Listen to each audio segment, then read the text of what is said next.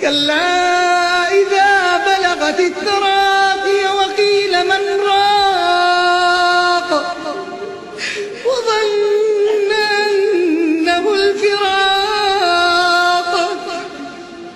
والتفت الساق بالساق إلى ربك يومئذ المساق فلا صدق ولا صلى ولكن كذب وتولى ثم ذهب إلى أهله يتمطى أولى لك فأولى ثم أولى لك فأولى.